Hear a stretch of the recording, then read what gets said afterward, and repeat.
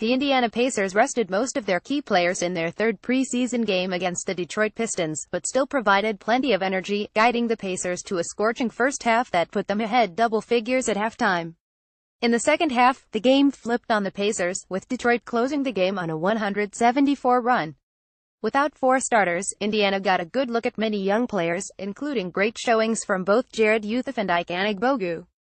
Anigbogu, Indiana's second-round pick this past summer, checked in off the bench late in the first quarter and immediately made plays, blocking Eric Moreland at the rim and then scoring at the other end.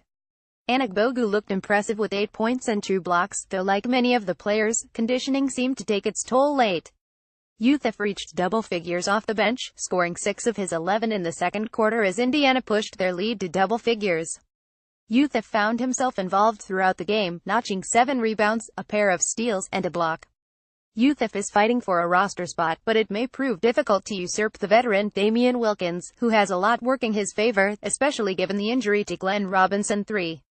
Wilkins bounced back after struggling against Cleveland with a 14-point game tonight, shooting 56 and even steadying the ship in the face of a Pistons surge early in the fourth with a pair of threes. Indiana got a number of good performances from roster hopefuls, including Alex Poitras, who scored 7 with 5 rebounds, and Ben Moore, who scored 6.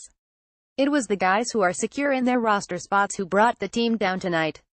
The lone starter in double figures was Al Jefferson, scoring 12 but doing so on 14 shots. Jefferson struggled mightily, looking vintage Al Jefferson on defense but not looking reliable at all shooting the ball. Along with Joe Young, who scored 11 points on 12 shots, the back end of the roster is looking rather lackluster, especially in a season the Pacers should be looking at some ridiculous upside. Even Corey Joseph, a proven veteran on this roster, had a terrible game. Joseph shot well, scoring 10 on 46 shooting, but committed 6 turnovers, including 2 offensive fouls.